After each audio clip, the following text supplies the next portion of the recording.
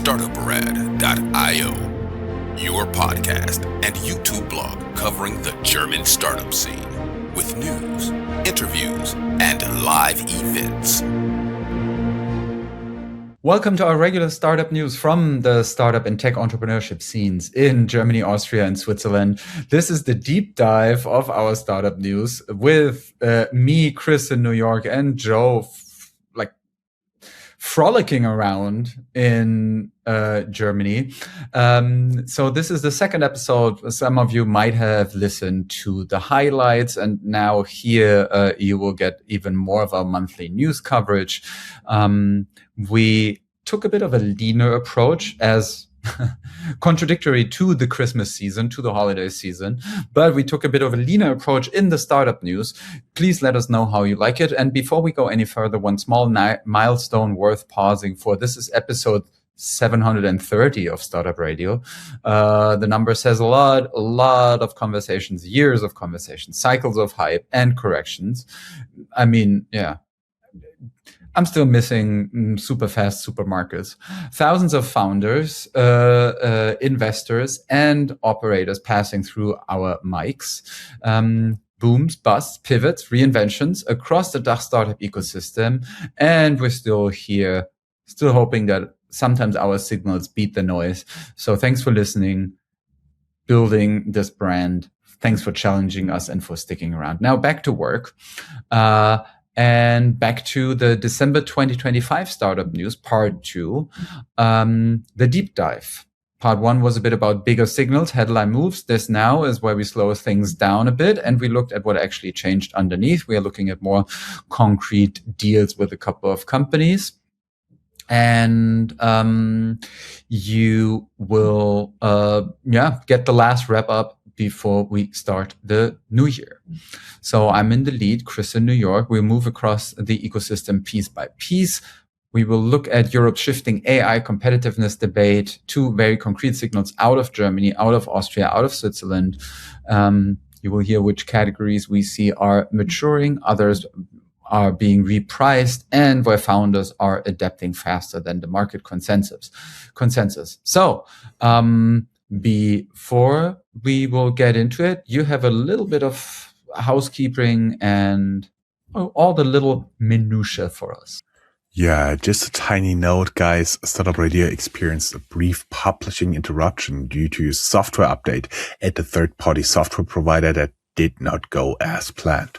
All content was fully backed up and remains intact. Delayed episodes will be released and regular publishing has now resumed. Fortunately, quick heads up before we continue. This deep dive isn't about hype stories. We're talking execution signals, regulatory shifts, and where capital is actually getting disciplined right now.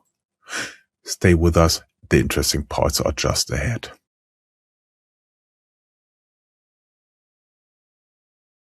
Hey guys, welcome back from the ad break. I'm handing over to Chris again because he's always been an ecosystem guy, right? Yes, and this is the part of the show where we look more into general context of the startup world. For example, in Europe, we found a report at NTV about Europe's AI competitiveness and how the debate there shifts from ambition to execution. NTV is outlining a couple of scenarios for how Europe could remain competitive in the global AI race.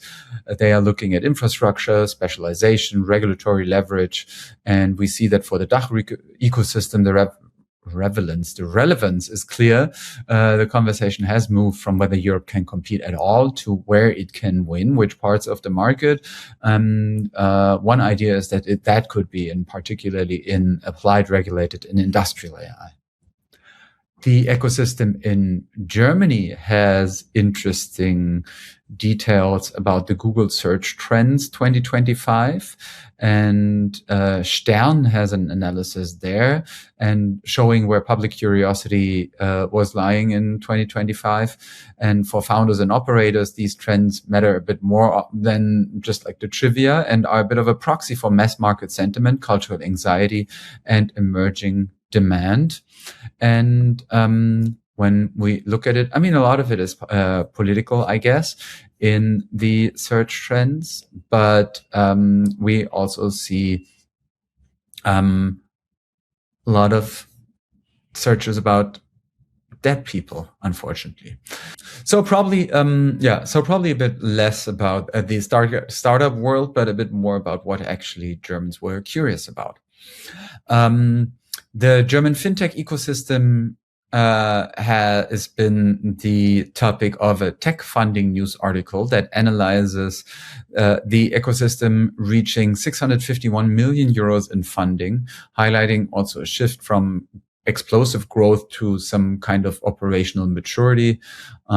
So we also see here that fintech is becoming more of an execution game, centering on margins, centering on compliance, centering on scale economics, and a bit less the rapid growth stories of the past. And Tech Funding News also reports that 2026 is shaping up as a pivotal year for German accounting software, driven by AI adoption and mandatory e-invoicing.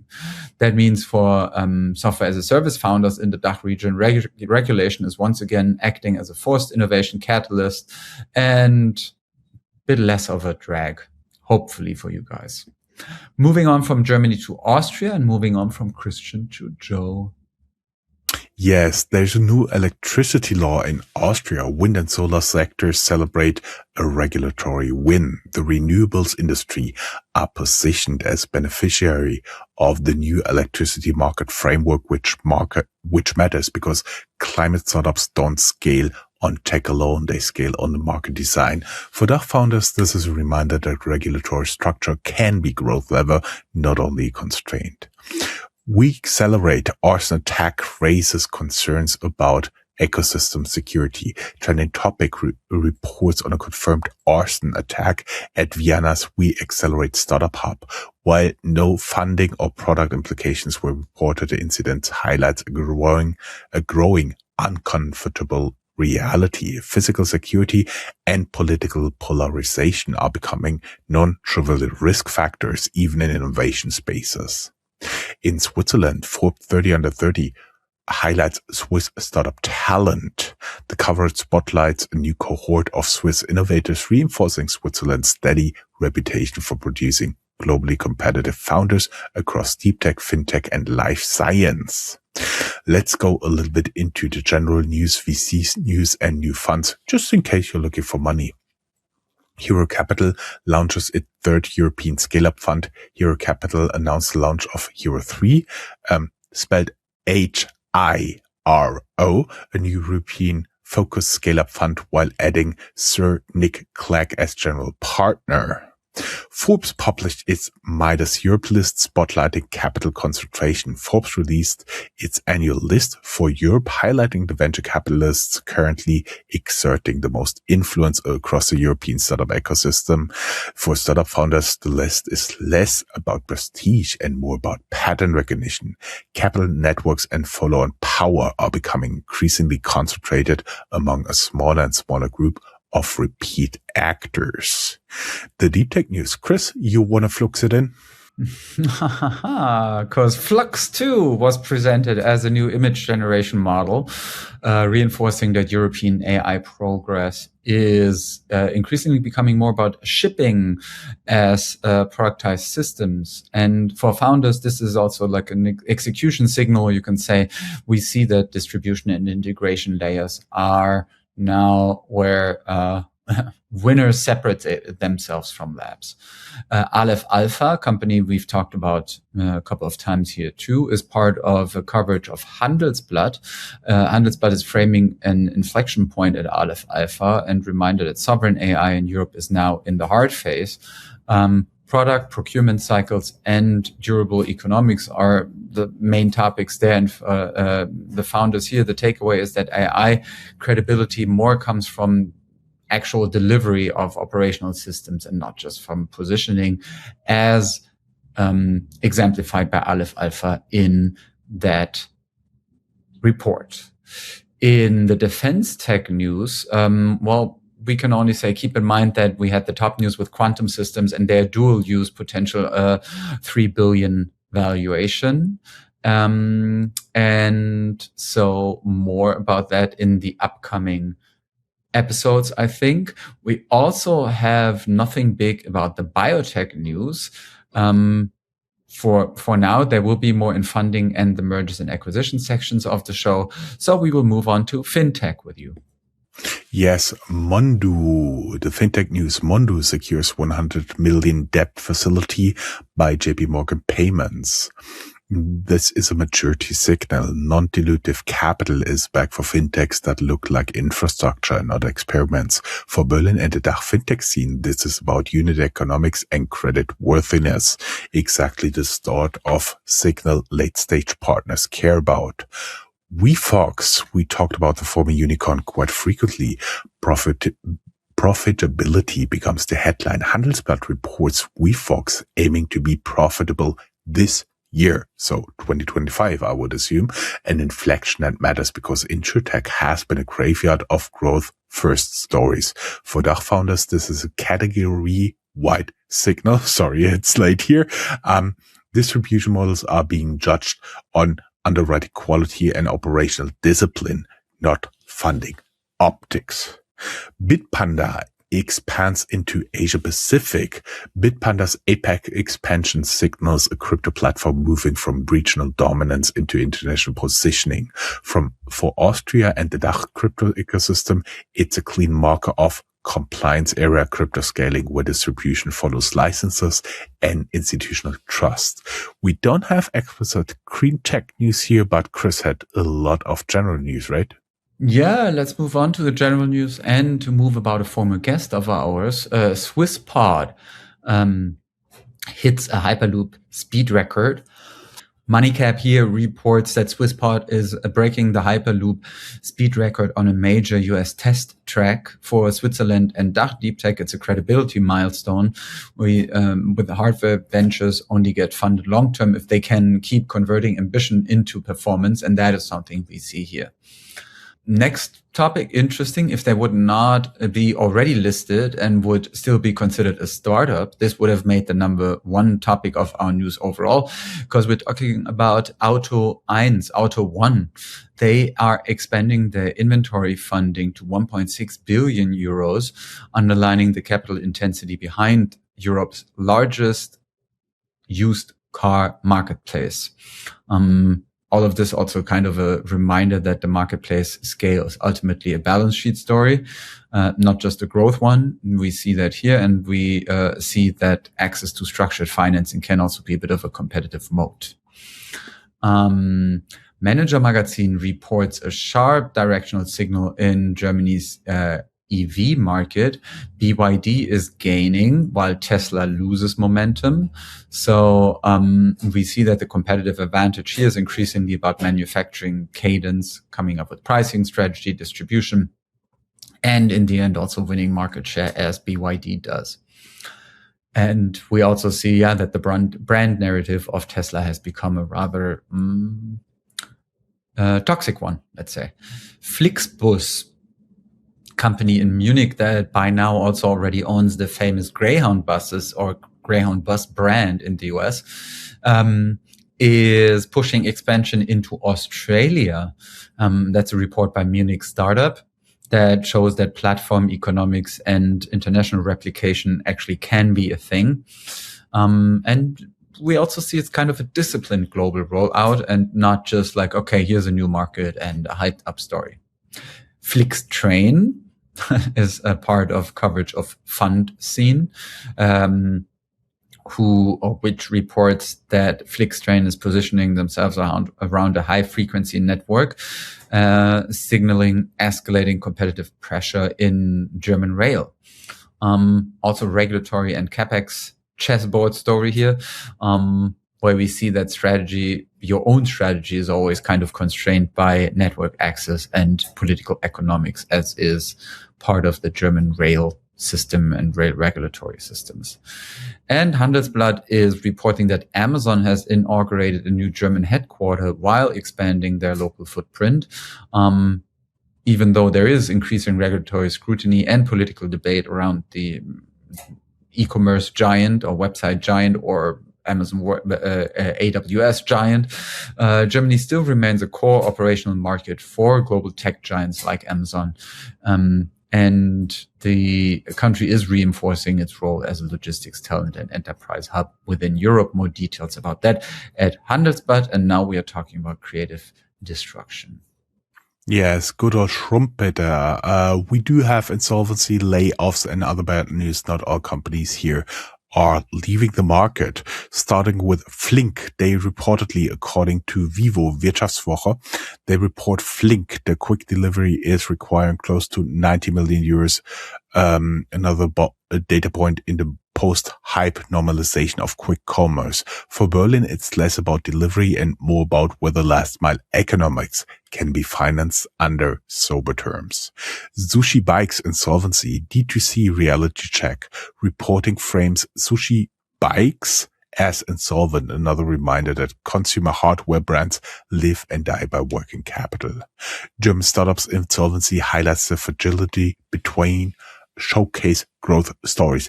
MSN reports on the insolvency of Düsseldorf-based flagship startup, a case that surprised many observers. For DACH ecosystem, this means this serves a reminder that visibility and narrative momentum do not replace financial resilience, especially in a market that has turned decisively towards fundamentals. And SellerX cuts staff. Aggregator unwind continues. Handelsblatt reports SellerX halving its workforce, aligning with the broader aggregator correction that's been unfolding since cheap capital ended. Chris, you want to do some fundings above 90 million euros US dollars and Swiss frankly? Yes, that's my minimum requirement, obviously. Transcript reports Immatics placing $125 million, a meaningful scale signal in biotech financing. This is the kind of transaction for DACH life sciences that keeps pipelines alive, we can definitely say here. And more about that is in the show notes, as is the case with all of our stories. You can always find additional articles or the in-depth coverage from one of our colleague or from one of our competitors' websites. Lime Home raised 75 million euros to accelerate the expansion of its tech-enabled hospitality platform, combining real estate operations with standardized digital processes. Mirelo closed an unusually large $41 million seed round backed by Index Ventures and A16Z, positioning itself in the fast-moving intersection of generative video and audio. So we also see here that investors are willing to fund AI creation platforms at scale, even at very early stages. Let's see if the name of the next startup makes our audience smile. Disco Pharmaceuticals. Woo, woo, woo. Meow, meow, meow. Finn SME is reporting about the fact that the company, obviously with our favorite name of the year, is closing a 36 million euro seed round. It's a company that works in biotech, and showing that seed money here can still be pretty large, 36 million euros, proving it. Leafy, Li.fi is raising $29 million, reinforcing the infrastructure built out in crypto, especially routing and liquidity layers that are sitting beneath consumer brands. FinSME is also reporting that Assaia, ASSAIA, is closing a 26 million euro Series B round. They are using that money to scale their AI platform for airport and airline operations, focusing on turnaround efficiency and emission reduction. Corinthis raised an additional $25 million, reinforcing the pattern that industrial AI with measurable efficiency gains continues to attract repeat capital, even as broader AI narratives probably might cool. Gravis Robotics closed a $23 million funding round to scale its autonomous robotics platform. beyond their home markets. So here we also see that the investor appetite is still continuing for applied robotics with a clear use in industrial spaces. Spryker is securing additional funding, reinforcing investor belief in modular B2B commerce infrastructure, even though we sometimes see that consumer e-commerce is a bit cooling. But the signal here, enterprise-grade platforms with deep integrations are still able to attract capital. Hamburg Startups reports that for People's return from insolvency into the holiday period is showing an execution-heavy story in a month dominated by mega rounds. We see here that resilience isn't branding, but restructuring under pressure and re-entering the market with tighter economics. More about this at Hamburg Startups. And now talking about companies that go together, M&A news. Yes, German LiDAR specialist Blickfeld to be acquired by Senstar, strengthening sensor portfolio.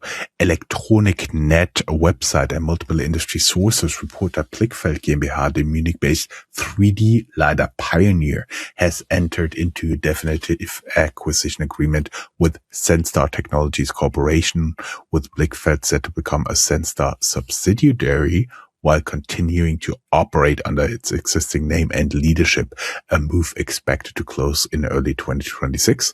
The combination brings high-precision 3D LiDAR sensors, notably the QB Protect platform, into Senstar's broader perimeter security and situational awareness ecosystem, expanding its addressable market across security, industrial automation, transport, and infrastructure application, and enhancing global go-to-market reach.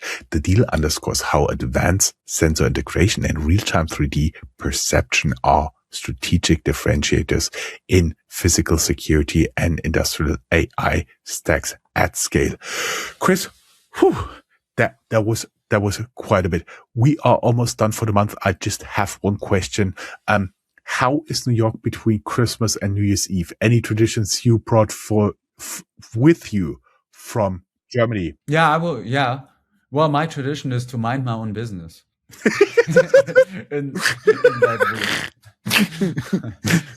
So I will stay home a lot. I will watch silly shows, and that's probably it. The only thing I'm going to do is probably go to the gym, and then the rest of the time I will hibernate under a blanket, maybe. Yeah. Hibernation. How about you? I mean, I guess it's very different with two kids, right? Oh yeah, it's different. You don't get time off. You don't get anything. You're basically, you're very happy when the holidays are over. You can send them back to kindergarten and school. Nice. I know. I'm speaking for all the parents here. So this is it for our today's show, right? Yeah, this is for the year 2025.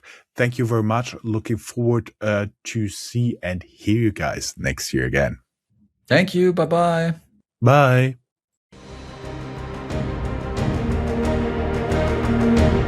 That's all, folks. Find more news, streams, events, and interviews at www.startuprad.io. Remember, sharing is caring.